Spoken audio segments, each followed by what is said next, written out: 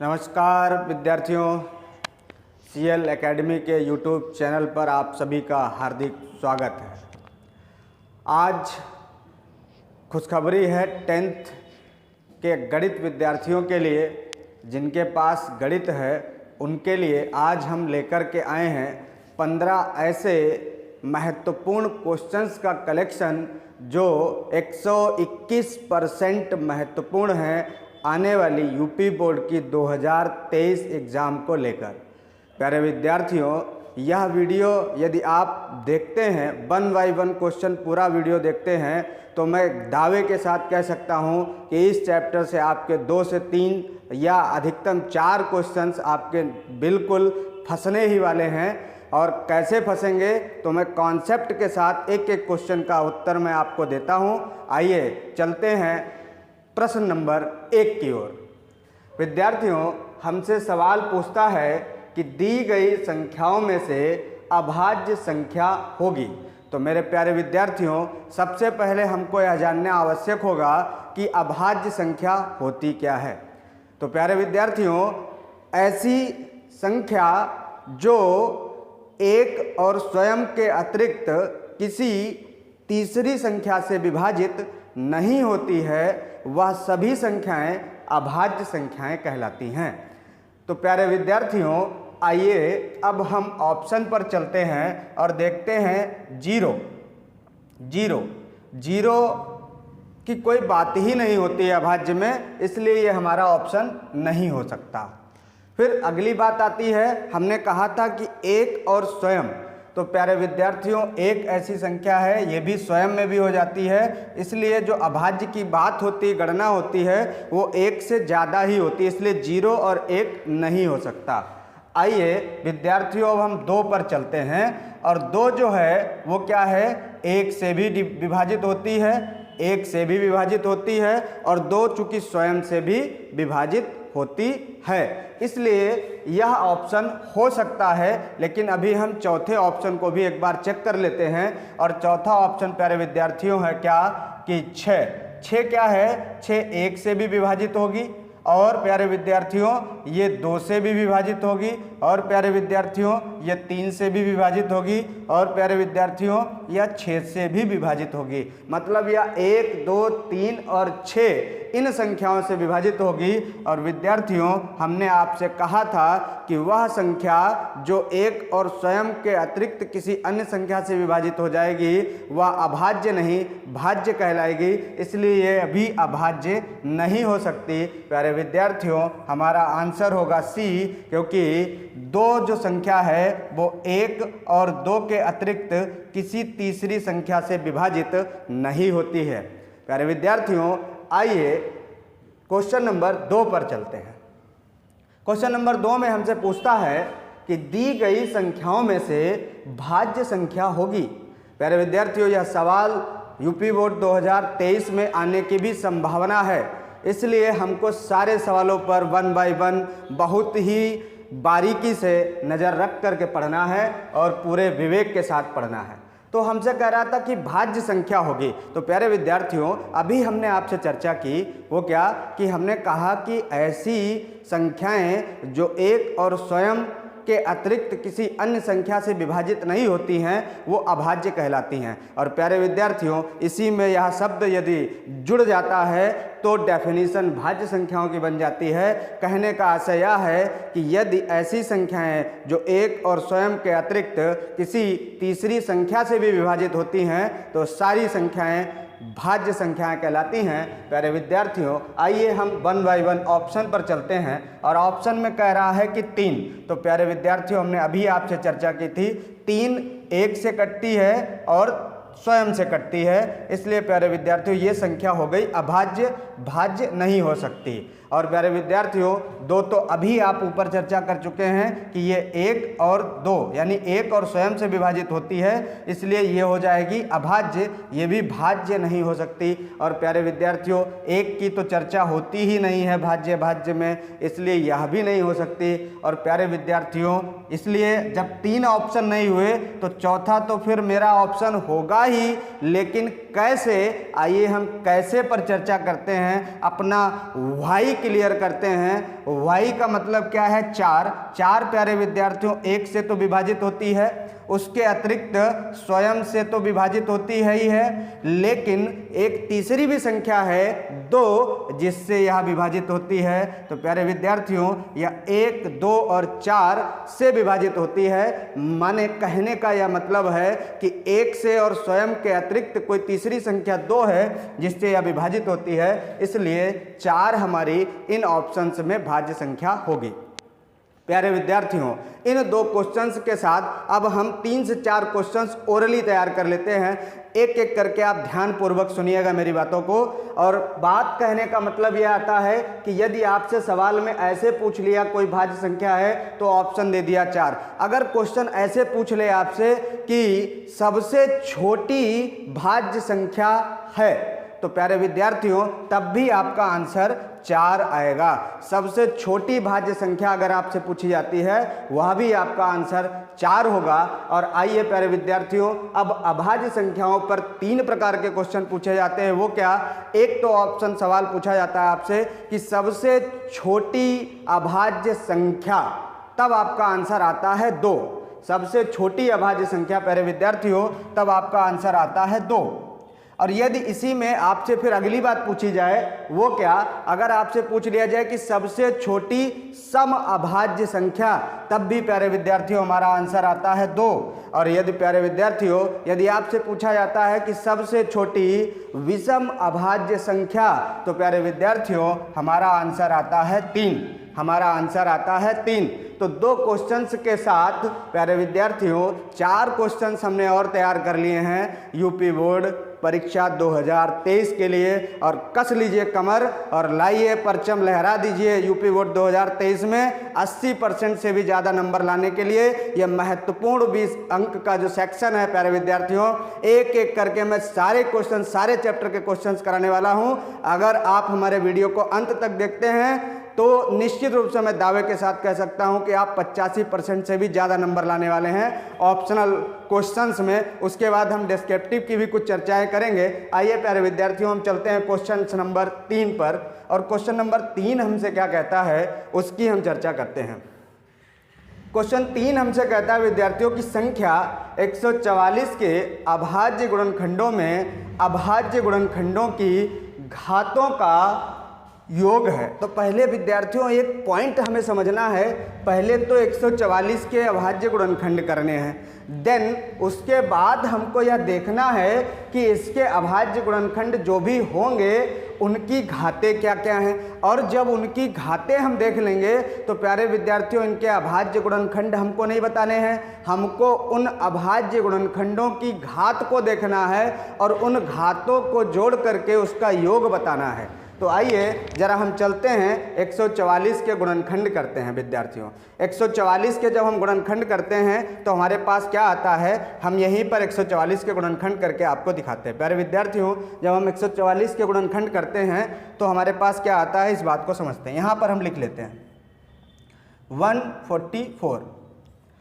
144 का जब हम गुणनखंड करते हैं तो क्या आएगा, 2 से काटेंगे विद्यार्थियों तो क्या आ जाएगा, 2 सत्ते 14 और 2 दूनी 4।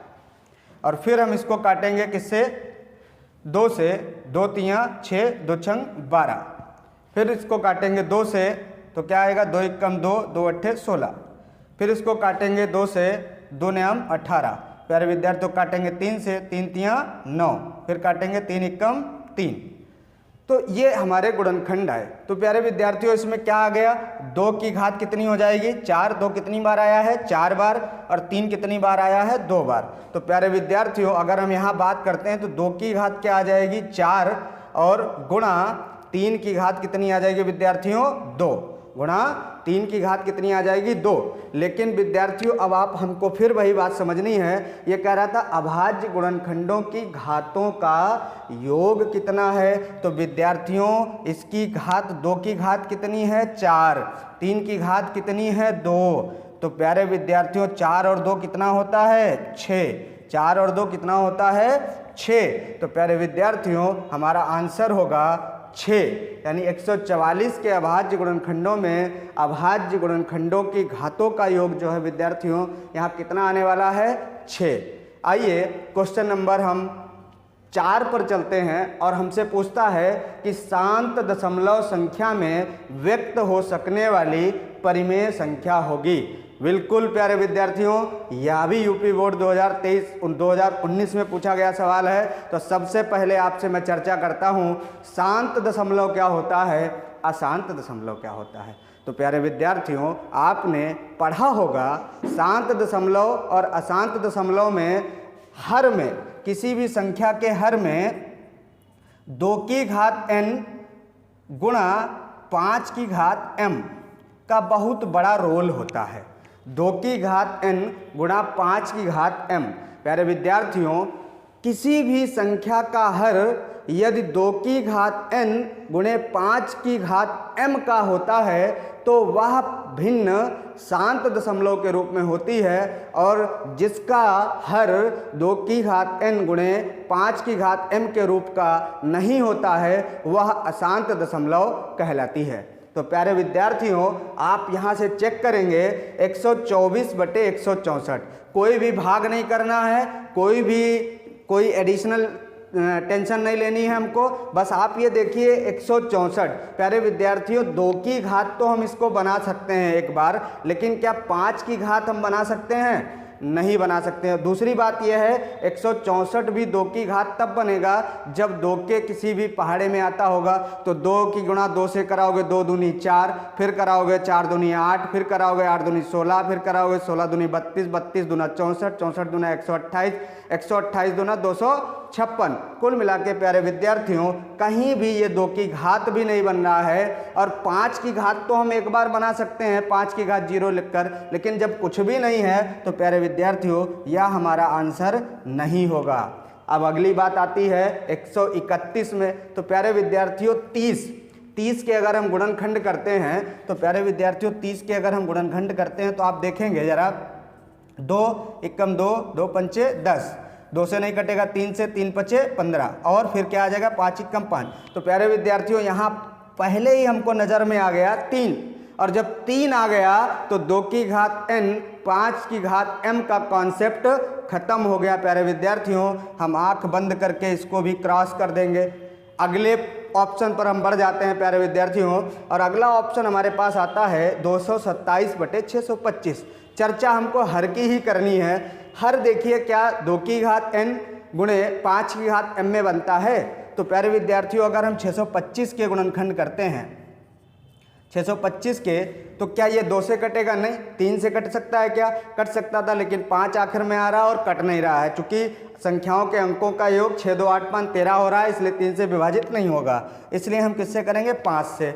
तो प्यारे विद्यार्थियों, जब 5 से करेंगे तो कितना? 5 एकम 5, 1 5 दूनी 10 और 5 25, फिर 5 दूनी 10 5 25, फिर 5 25, 5 एकम 5। तो प्यारे विद्यार्थियों, ये जो हमारा ऑप्शन बन गया, ये बन गया 5 की घात 4, माने 5 की घात m तो मिल गया, लेकिन प्यारे विद्यार्थियों अगर कोई किसी भी संख्या में एक अंक मिल जाता है, एक 2 की घात n मिल जाता है या 5 की घात m मिल जाता है, तो जो नहीं मिलता है उस संख्या की घात हम 0 भी मान लेते हैं, क्योंकि किसी भी अंक की घात 0 माने उसका मान होता है 1, इसलिए वो शून्य नहीं होता है। तो क्यों ना हम इसको यहाँ पर 2 की घात 0 लिख लें। तो ये कॉन्सेप्ट हमारा यहाँ पर फुलफिल होता हमको दिख रहा है। 2 की घात 0 गुणे 5 की घात 4 माने 2 की पावर n गुणे 5 की पावर m, ऐसा कुछ हमको दिख रहा है। आंसर तो ये मेरा हो रहा है, लेकिन अभी हम चौथे पर चर्चा करके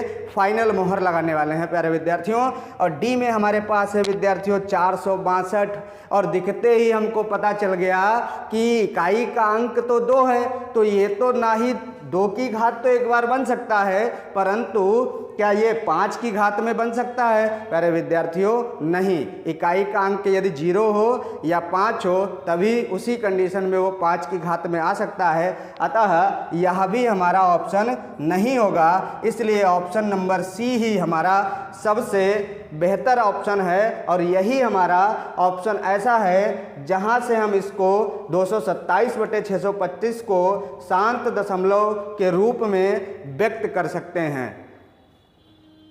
अगला क्वेश्चन हमारा है विद्यार्थियों, वो इस प्रकार है कि हर के 2 की घात n गुणे 5 की घात m रूप के आधार पर ज्ञात कीजिए कि 1458/1250 का दशमलव प्रसार कितने स्थानों तक होगा।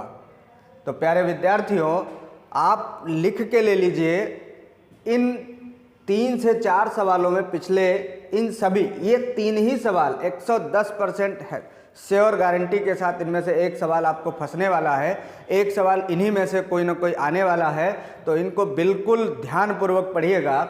आपसे कह रहा है कि 2 की घात n 5 की घात m के रूप में हमें बताना है कि 1458/1250 का जो दशमलव प्रसार होगा वो कितने स्थानों तक होगा। तो प्यारे दोस्तों सीधी सी बात यह है कि इसको हमें भाग करके देखना पड़ेगा। क्या करके देखना पड़ेगा? भाग करके। आइए विद्यार्थियों, सबसे पहली बात तो ये देखिए, क्या 2 की घात n और 5 की घात m में हो सकता है? बिल्कुल हो सकता है, 0 है, कोई भी संभावना है। अगर 5 में बन जाता है तो ये सीधी सी बात है, क्या हो जाएगा कि 2 की घात n को हम 0 में कन्वर्ट कर लेंगे। तो आप बस इसको भाग करके देख लीजिए, जो भी जितने दशमलव के स्थानों तक आएगा लास्ट, बस वही चेक करके हमको बताना है कि इसका प्रसार 1 अंक के बाद दशमलव के 1 अंक तक होगा, 5 अंक तक होगा, 3 अंक तक होगा, 4 अंक तक होगा, 2 अंक तक होगा, कितने अंकों तक होगा। तो आइए जरा हम इसको भाग करके देखते हैं, यहीं पर भाग करके देखते हैं। आइए जरा इसको यहीं से भाग कर लेते हैं। तो 1458 को जब प्यारे विद्यार्थियों हम 1250 से भाग करेंगे तो आपको मालूम है 1250 एकम 1250, तो 1250 जब कम हो जाएगा 1400 से, तो सबसे पहली बात तो आपको ये पता होना चाहिए 1400 में 150 और जोड़ देते हैं तो हमारा आ जाता है कितना? 1400। और 8 हमारे पास कितने, 58 हमारे पास कितना है? ज़्यादा है, यानी 208 और बच जाएगा। कितना बच जाएगा प्यारे विद्यार्थियों? आप घटा के देख लीजिए कितना, एक बार जब जाएगा तो कितना बचेगा हमारे पास। एक बार गया अगर तो बच गया, यहाँ से 0 गया 8, 5 से 5 गया 0 और 14 से 12 गया 2, और एक बार ये हम ले आए। अब प्यारे विद्यार्थियों यहाँ हम दशमलव लगाएंगे और फिर यहाँ 0 बढ़ाएंगे। तो जब 0 बढ़ाएंगे तो कहानी क्या आती है कि 2080 हो गया, फिर एक बार जाएगा फिर 1250 यहाँ से कम हो जाएगा विद्यार्थियों, 1250 कम हो जाएगा तो 750 इधर बच जाएगा और 80 इधर बच जाएगा, यानी 830 बच जाएगा। कितना बच जाएगा विद्यार्थियों?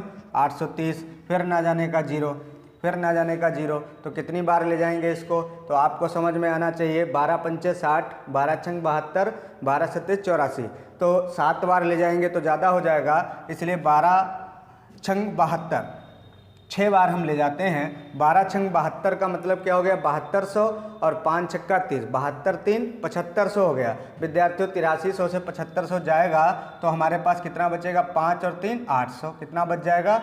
800। और अब फिर इसके बाद क्या करेंगे? ना जाने का 0, और फिर देखते हैं विद्यार्थियों कितनी बार जाएगा। तो 12 छंग 72 और 12 सत्ते 84, तो फिर ज़्यादा हो रहा है। कितनी बार ज़्यादा हो रहा है? 12 सत्ते 84 ज़्यादा हो रहा है, और 12 छंग 72, 72 और 3 75 हो रहा था, तो इसको फिर 6 बार ले जाएंगे। कितनी बार ले जाएंगे? 6 बार ले जाएंगे। तो फिर 500 बच गया विद्यार्थियों। कितना बच गया? 500। और फिर हम क्या करेंगे? ना जाने का 0, कितना हो गया? 5000। तो प्यारे विद्यार्थियों 12,500 का पहाड़ा फिर पढ़ना है, तो 12 चौक 48 और 5 दूनी 10, माने 4 बार पूरा पूरा और कट जाएगा। तो प्यारे विद्यार्थियों इसका जो एक्सपेंशन हुआ, जो प्रसार हुआ, वो 1.1664 हुआ। तो दशमलव के कितने अंकों के बाद तक हुआ? 1 2 3 4। तो इसका सही आंसर हमारे विद्यार्थियों क्या होने वाला है? 4, ना ही 1 होगा नहीं 5 होगा, नहीं 3 होगा। तो विद्यार्थियों जब भी ऐसा सवाल आपको लिख करके आ जाए तो कुछ भी दिमाग में नहीं रखना है, सीधा सा आपको मालूम होना चाहिए क्या ये इसका दशमलव प्रसार हम कर सकते हैं या नहीं। तो सीधा सा संख्या को आप भाग कर दीजिए, क्योंकि हमें दशमलव के कितने स्थानों से प्रसार होगा ये बताना है। प्यारे विद्यार्थियों इसका आंसर होने वाला है 4। सेम हूबहू इन्हीं के छोटे भाई वो भी ललायित थे आने के लिए। उन्होंने कहा नहीं भाई मैं भी चलूँगा। तो मैंने कहा आओ तुमको भी ले चलते हैं सैर सपाटा करने। तो मैं इनको भी ले आया। इन्होंने कहा कि परिमेय संख्या 14,587/1250 का दशमलव प्रसार निम्न में से कितने दशमलव स्थानों के बाद समाप्त होगा। प्यारे विद्यार्थियों सेम वही बात कह रहा है, थोड़ा सा शब्दों में फेरबदल है, लेकिन आपको उसके फेरबदल में नहीं रहना है। यहाँ हमने ऑप्शन हिंदी में लिखे थे, यहाँ संख्याओं में लिखे हैं। तो इन सब के जंजाल में नहीं फंसते हैं, इन सब के भ्रमर जाल में नहीं फंसना है। आपका अर्जुन की तरह निशाना होना चाहिए सवाल पर कि इसको क्या करना है, इसको फिर भाग करना है 1250 से। आइए विद्यार्थियों आपकी भी कैलकुलेशन की हम जांच करते हैं, परीक्षा लेते हैं कि आप कैसे कर पाते हैं। तो 1250 का से भाग करना है 14,587 को। विद्यार्थियों 1250 कम 1250, तो फिर 1458 था, केवल एक अंक हमने यहाँ पर बढ़ाया था। आपको फिर चेक करना है इसमें कहाँ तक ये जाने वाला है। तो जब इसमें से क्या कर देंगे, जब इसको भाग करेंगे तो बचेगा कितना 258। कितना बच जाएगा जाएगा तो 208। एक बार जाएगा तो क्या बचेगा, घटा लेते हैं 8, 5 से 5 जाएगा 0, 14 से 12 जाएगा 208। विद्यार्थियों फिर क्या बचता है हमारे पास, 7 अभी बच रहा है चूँकि, तो 7 यहाँ उतार लेंगे। तो फाइनली हमारे पास कितना आ गया 2087। कितना आ गया 2087। तो फिर एक बार चला जाएगा, एक बार जाएगा तो कितना बच जाएगा प्यारे विद्यार्थियों, 750 उधर बच जाएगा, यानी 830 837। कितना बच जाएगा विद्यार्थियों 837। दशमलव लगाएंगे, 0 बढ़ाएंगे, 8370 हो गया।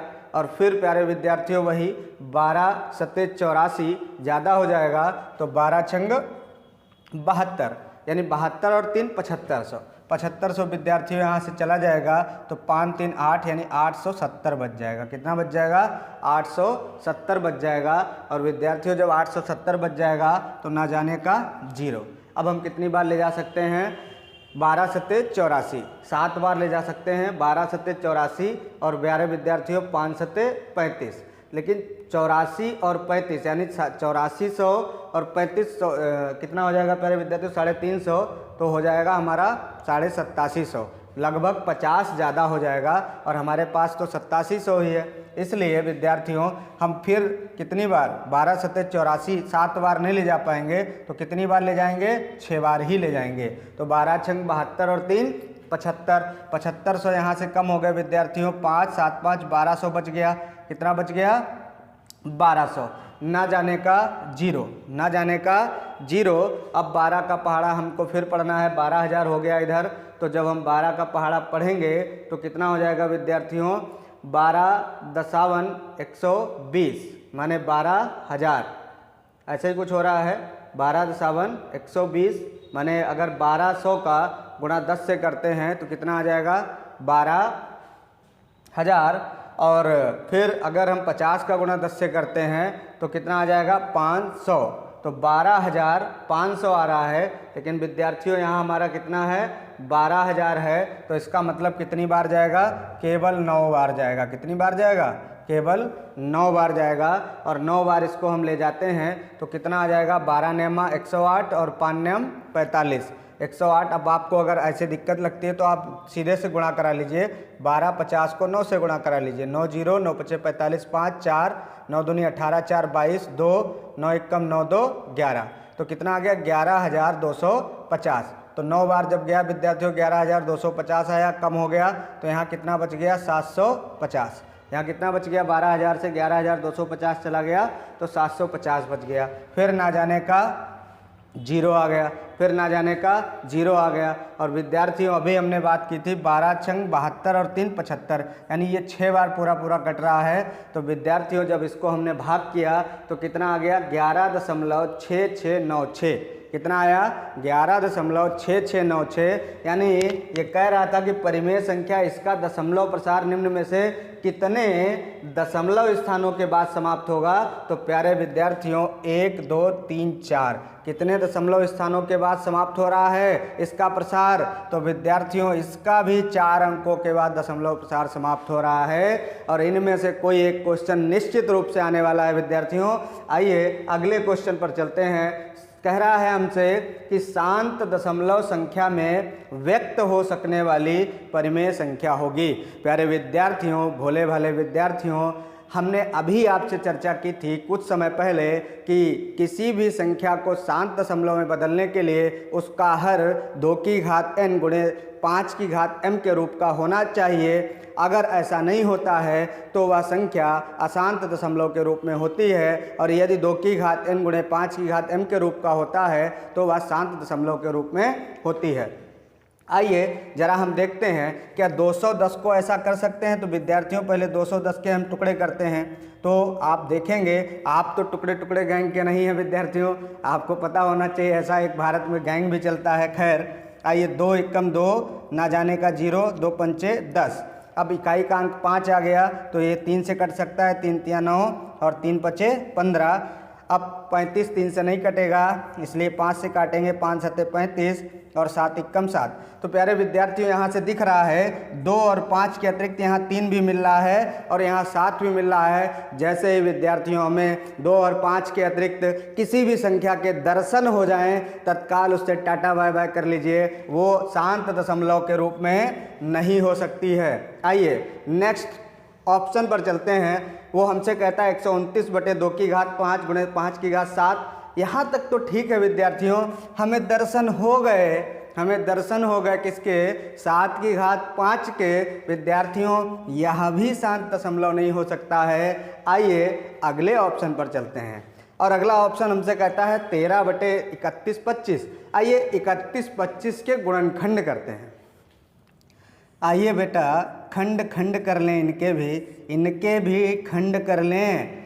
अब देखेंगे जरा, क्या ये 3 से कटने वाला, 2 से तो कटने वाला नहीं क्योंकि इकाई का अंक 2 नहीं है, इसलिए 3 और 1 4, 4 2 6, 6 5 11। संख्या के अंकों का योग भी 3 से नहीं विभाजित हो रहा है, इसलिए 5 से ही कटने वाला है। 5 छक्का 30, 1 12, 5 दूनी 10, 5 25, 5 एकम 5, 5 दूनी 10, 5 25, 5 दूनी 10, 5 25, 5 25 और 5 एकम 5। प्यारे विद्यार्थियों 5 की घात 5 के रूप में ये तो मिल गया, लेकिन हमने बताया था आपको जब 5 या 2 के ही रूप में कुछ मिले तो 5 का मिलता है तो 2 की घात 0 लिख लेते हैं, और यदि 2 की घात का कुछ मिल जाता है तो 5 की घात 0 लिख लेते हैं। प्यारे विद्यार्थियों तो यहाँ पर हम 2 की घात 0 लिख सकते हैं। अतः यह जो है ये 2 की घात n गुणे 5 की घात m के रूप का हो सकता है और हो भी रहा है, लेकिन चूंकि हमारे पास अभी एक ऑप्शन और देखना बाकी है, उसको भी देखते हैं, देन हम फाइनल मोहर लगाएंगे इस पर कि ये होगा या नहीं। आइए 8 बटे 17। विद्यार्थियों देखते ही मुस्कराइए कि आप शांत और अशांत दशमलव पढ़ रहे हैं और उसमें 2 की घात n गुणे 5 की घात m पढ़ रहे हैं, और 17 तो ऑलरेडी अभाज्य संख्या है मेरे प्यारे बच्चों, इसलिए यह भी नहीं हो सकता। इसलिए ऑप्शन नंबर सी ही हमारा शांत दशमलव के रूप में व्यक्त हो सकने वाली परिमेय संख्या होगी। विद्यार्थियों अगला क्वेश्चन आता है जो कि लासा और मासा पर आधारित है। तो पहले आपको एक फार्मूला आपने पढ़ा होगा कि लासा गुणे मासा बराबर पहली संख्या गुणे दूसरी संख्या, या पहली संख्या गुणे दूसरी संख्या बराबर लासा गुणे मासा। तो देखेंगे कह रहा है यदि 26 और 156 का लासा 156 है तो मासा का मान बताइए। तो प्यारे विद्यार्थियों फार्मूला तो हमने पढ़ा ही है, पहली संख्या गुणे दूसरी संख्या बराबर लासा, यानी हम सीधे क्या लिख दें, एलसीएम गुणे एचसीएफ। क्या लिख दें, एलसीएम गुणे एचसीएफ। तो यहीं पर हम मान रख लेंगे और इसी तरीके के 3-4 सवाल हमारे पास आते हैं तो वो सारे इसी पर सॉल्व हो जाएंगे। तो आप देखिए पहली संख्या और दूसरी संख्या, तो 26 गुणे 156 और बराबर लासा हमको क्या दे दिया है 156 गुणे HCF हमको प्यारे विद्यार्थियों बताना है, माने मासा हमको बताना है। जब यहाँ लिखा है तो 156 तो विद्यार्थियों दोनों तरफ खत्म हो जाएगा, तो HCF बराबर हमारे पास कितना आ गया 26। HCF कितना आ गया 26, तो इसका आंसर क्या होने वाला है प्यारे विद्यार्थियों 26। लासा मासा से रिलेटेड कभी भी सवाल आता है एग्जाम में, ऐसा आता है पहली संख्या दूसरी संख्या दी है आपसे और लासा दिया है, आपसे मासा पूछ लिया। पहली संख्या दूसरी संख्या दी है, आपको मासा दिया है, आपसे लासा पूछ लिया। आपको लासा मासा दिया गया, एक संख्या दी गई है तो दूसरी संख्या पूछ ली गई। ऐसा कुछ भी है तो यानी इन चार में से कोई भी 3 चीज़ें हमको अगर दी रखी हैं तो हम कोई भी चौथी अननोन संख्या बता सकते हैं, लासा मासा बता सकते हैं। आइए विद्यार्थियों, अगला सवाल हमसे कहता है संख्याओं 15, 18 और 24 का लासा है। तो आपको बेहद आसानी से, आपको पता है लासा मासा निकालना, तो आप इसको तुरंत ही गुणनखंड विधि से आप निकाल सकते हैं। एक तो है तरीका कि भाग करते जाएं, लेकिन ऐसा कुछ है नहीं क्योंकि 15 का 18 में, 18 का 24 में भाग जाएगा नहीं। तो 15, 18, 24 का आप तत्काल प्रभाव से लासा निकाल लीजिए। यहाँ लिखते हैं 15, यहाँ लिखते हैं 18 और यहाँ लिखते हैं 24। तो विद्यार्थियों सबसे पहले कटेगा 2 से, तो 15 ऐसे रहेगा, 9 आएगा और यहाँ कितना आ जाएगा 2 एकम 2, 2 दूनी 4। फिर कटेगा 2 से, 15 ऐसे रहेगा, 9 आएगा, 2 छंग 12। फिर कटेगा 2 से, 15 ऐसे रहेगा, 9 आएगा, फिर आएगा 2 तिया 6। फिर कटेगा प्यारे विद्यार्थी 3 से, 3 पचे 15, 3 तिया 9, 3 एकम 3। फिर विद्यार्थियों 3 से कटेगा 5 ऐसे रहेगा, 3 तिया 3 एकम 3 और 1 ऐसे रहेगा। आपकी बार विद्यार्थियों 5 से कटेगा 1, 1, 1। तो देखेंगे क्या आता है, 2 दूनी 4, 4 दूनी 8, 8 तिया 24, 24 तिया 72, 72 पंचे 7 पचे 35, 2 पंचे 10, यानी 72 पंचे कितना आ जाएगा 360। प्यारे विद्यार्थियों इसका जो लासा होने वाला है वो क्या होने वाला है 360। लासा क्या होने वाला है 360। इसी तरीके से आप कोई भी संख्याएं दी हो, 2 दी हो, 3 दी हो, 4 दी हो, कितनी भी दी हो, आप तत्काल प्रभाव से उसका लासा बता सकते हैं 360। आइए अगला सवाल हमसे कहता है 156 के अभाज्य गुणनखंड हैं, तो इसके भी गुणनखंड आपको करने विद्यार्थियों। तो 156 को भी यहाँ हम लिखते हैं, 156 को हम यहाँ लिखते हैं और इसको काटना शुरू करते हैं। तो 2 से काटेंगे तो 2 सत्ते 14, 1 बचा 16 हो गया, 2 अट्ठे 16, 2 अट्ठे 16। फिर 2 से 2 तिया 6, 2 न्याम 18। अब किससे कटेगा विद्यार्थियों 3 से कटेगा, 3 एकम 3, 3 तिया 9। अब विद्यार्थियों 13 ही बचा है तो ये 13 से ही कटने वाला है, तो 13 एकम 13। तो इसको हम लिखने का फॉर्मेट क्या हो जाएगा, ये 2 की घात 2 गुणे 3 गुणे 13 ऐसा आने वाला है, ऐसे अभाज्य गुणनखंडों की संख्या में आने वाला है। और ये फॉर्मेट हमको कहाँ दिख रहा है प्यारे विद्यार्थी, 2 की घात 2 गुणे 3 गुणे 13, option number B. Option number B में दिख रहा है 156 के अभाज्य गुणनखंड क्या होंगे, 2 की घात 2 होगा, 3 होगा गुणे 13 होगा। ये ऑप्शन हमारा होने वाला है, ना ही ए होगा, ना ही सी होगा, ना ही डी होगा। आइए विद्यार्थियों अगला ऑप्शन, अगला क्वेश्चन है हमारा संख्याओं 132, 288 का लासा 31, 68 हो तो मासा होगा। तो प्यारे विद्यार्थियों अभी हमने लासा मासा के लिए फार्मूला की चर्चा की आपसे कि पहली संख्या गुणे दूसरी संख्या बराबर लासा गुणे मासा। तो आप देखेंगे यहाँ पर लिखेंगे इसको, पहली संख्या गुणे दूसरी संख्या लासा गुणे मासा, तो आप यहीं पर कहीं पर लिख लेते हैं। आप इसको लिखने के लिए यहाँ पर देखते हैं, हम यहाँ पर देख लेते हैं, देखेंगे क्या है 132 गुणे दूसरी संख्या क्या है 88, 288 बराबर क्या, लासा हमें क्या दिया है 31, 68 और गुणे मासा हमें निकालना है, मासा हमको निकालना है। पहाड़ा हमको पता होना चाहिए, 288 कम 288, 12 300 में बच गया, 16 इधर, तो 16 12 28, यानी 28 और 8 288, तो इक्कम फिर जाएगा 11 बार जाएगा, 288 का भाग 11 बार जाएगा तो 31, 68 आ जाएगा। प्यारे विद्यार्थियों इधर 11 आया 11 से फिर इधर काट दीजिए, 11 इक्कम 11, कितना बच गया 2, 22 हो गया, 11 दूनी 22। तो विद्यार्थियों मासा हमारा क्या आने वाला है 12, मासा इसका क्या आने वाला है 12, यानी option number C is the right answer. यानी 132, 288 का लासा यदि 31, 68 हो तो मासा हमारा कितना होने वाला है विद्यार्थियों 12। विद्यार्थियों अगला क्वेश्चन है हमारा, फिर वही शांत दशमलव पर आता है। कहता है संख्या 23/2 गुणे 5 का दशमलव प्रसार है। इसकी भी संभावना है, प्रबल संभावना है, ऐसा पूछा जा सकता है। तो प्यारे विद्यार्थियों ये तो हमें दिख ही गया है कि प्यारे लड्डू गोपाल यहाँ बैठे हैं, 2 की घात 3 और 5 की घात 2 माने 2n इंटू 5 कितनी m। और इस फॉर्मेट में जब भी हमारे पास हर होता है किसी विभिन्न का तो वो कैसा प्रसार देती है हमको, शांत दशमलव प्रसार देती है। तो प्यारे विद्यार्थियों इसका आंसर क्या होने वाला है, शांत। अगला ऑप्शन आप देख लेंगे, अशांत तो होगा नहीं। तीसरे में कह रहा है अशांत व आवर्ती, तो अगर अशांत जब शांत होगा तो अशांत के साथ आवर्ती नहीं हो सकता, आवर्ती के साथ अशांत नहीं। अगर अशांत होगा तो आवर्ती नहीं होगा, और यहाँ अशांत कह रहा है अनावर्ती, तो अशांत होगा तो अनावर्ती नहीं होगा, अनावर्ती अशांत, ये सारी कहानियाँ नहीं होंगी। इसलिए अशांत की जहाँ पर चर्चा हो गई आपके पास तो ये तीनों ऑप्शन अशांत वाले खत्म हो जाएंगे, हमारा आंसर आ जाएगा शांत। अगला क्वेश्चन हमारे विद्यार्थियों कहता है कि निम्न में से सह अभाज्य संख्याओं का युग्म है। तो सबसे पहले प्यारे विद्यार्थियों सह अभाज्य संख्या का परिभाषा क्या होता है, सहअभाज्य संख्या की परिभाषा क्या होती है। नेक्स्ट पहले इस क्वेश्चन को बताने से पहले उसके बाद वाला मैं बताता हूँ, वहाँ से इसका आंसर आपको मिलने वाला है क्योंकि उसी में परिभाषा लिखी है। और कहता है यदि दो संख्याओं का मासा HCF 1 हो तो संख्याएं कहलाती हैं। प्यारे विद्यार्थियों सहअभाज्य संख्या की डेफिनेशन यही है कि यदि किन्हीं दो संख्याओं का मासा 1 है तो वह पेयर जो है, वह युग्म जो है सहअभाज्य संख्या कहलाता है। तो प्यारे विद्यार्थियों यदि दो संख्याओं का मासा 1 हो तो संख्याएं कहलाती हैं प्राकृतिक नहीं, भाज्य नहीं, जुड़वा अभाज्य नहीं, कौन सी कहलाती हैं, सहअभाज्य कहलाती हैं। और प्यारे विद्यार्थियों इसी से रिलेटेड ये सवाल था, तो कह रहा है कि सहअभाज्य संख्याओं का युग्म है, इसका मतलब मासा 1 देखना है हमको सारे ऑप्शंस का।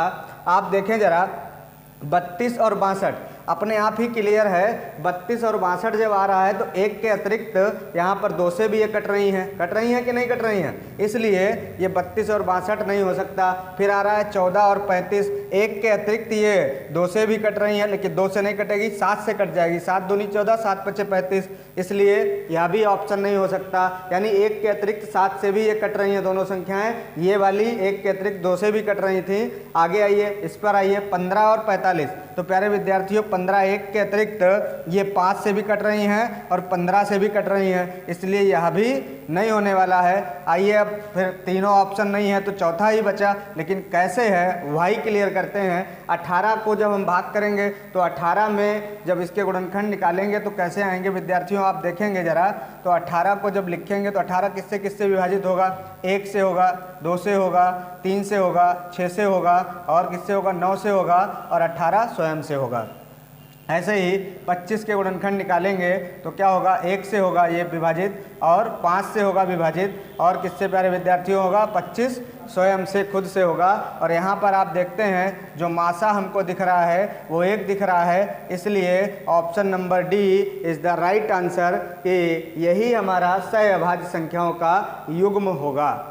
आइए विद्यार्थियों हम लास्ट क्वेश्चन पर चलते हैं और बेहद महत्वपूर्ण क्वेश्चन है, जहां से 2 सवाल लगने वाले हैं। 2 सवालों की चर्चा हो रही है, क्यों, क्योंकि सम का भी आपसे पूछा जा सकता है और विषम का भी पूछा जा सकता है। आपसे पूछता है किसी धनात्मक पूर्णांक p के लिए प्रत्येक धनात्मक संख्या या प्रत्येक धनात्मक सम व विषम पूर्णांक का रूप कैसा होता है, इस पर हमें चर्चा करनी होती है। तो प्यारे विद्यार्थियों अगर धनात्मक पूर्णांक p के लिए बात करें तो p की वैल्यू अगर प्रत्येक धनात्मक सम और विषम पूर्णांक के लिए बात की जाती है तो उसमें पहले अगर p की वैल्यू की हम बात करें तो p बराबर हम क्या ले सकते हैं, 1 2 3 4 डॉट डॉट डॉट अनंत तक चले जाएंगे, एन टर्म्स तक, इनफाइनाइट तक चले जाएंगे। अब यहाँ पर हम सम और विषम की बात कर रहे हैं विद्यार्थियों, तो सम की चर्चा करने के लिए इसका मतलब है कि कौन सा ऑप्शन हमारा हो सकता है कि p के साथ गुणा हो जाए। तो विद्यार्थियों यहाँ पर देखिए, अगर हम सम ले लें, इनमें से सम अलग कर लें और विषम वाली कंडीशन अलग कर लें, तो इसके लिए क्या कंडीशन आती है, दोनों पर चर्चा करते हैं। p का मान रख करके देख लीजिएगा, जैसा आ जाएगा वैसा चर्चा हो जाएगा। अगर p बराबर 1 होगा, यहाँ देखेंगे p बराबर 1 होगा तो ये क्या आ जाएगा, 2 आ जाएगा। p बराबर 2 होगा तो यहाँ क्या आ जाएगा, 2 दूनी 4 आ जाएगा। P बराबर विद्यार्थियों 3 होगा तो 3 दूनी 6 आ जाएगा। P बराबर 4 होगा तो 4 दूनी 8 आ जाएगा। ऐसे ही जैसे जैसे बढ़ता रहेगा एक टर्म ये सम वाला बन जाएगा। और ऐसे ही विद्यार्थियों P का मान अगर हम एक यहाँ रखेंगे तो क्या वैल्यू आएगी, तो P 2 एकम 2 और 1 3 आ जाएगा। यहाँ 2 रखेंगे 2 दूनी 4 और 1 5 आ जाएगा। यहाँ 3 रखेंगे तो 3 दूनी 6 और 1 7 आ जाएगा। यहाँ 4 रखेंगे तो 4 दूनी 8 और 1 9 आ जाएगा। तो प्यारे विद्यार्थियों ये भी अनंत तक चलता चला जाएगा। और ऐसा ही हमसे पूछ रहा था, क्या कह रहा था कि किसी धनात्मक पूर्णांक P के लिए प्रत्येक धनात्मक सम व विषम पूर्णांक का रूप होगा। तो विद्यार्थियों अगर सम की बात करेगा तो उसका रूप क्या होगा, 2p के रूप का होगा। और अगर विषम पूर्णांक की बात करेगा तो उसका रूप क्या होगा, 2p + 1 के रूप का होगा। और जो कि हमको दिख रहा है सम में क्या आ रहा है, 2 4 6 8 डॉट डॉट डॉट ये सब सम संख्याएं आएंगी। और यहाँ से देखिए क्या आ रहा है, 3 5 7 9 डॉट डॉट डॉट इस ऑप्शन से सारी विषम संख्याएं आएंगी।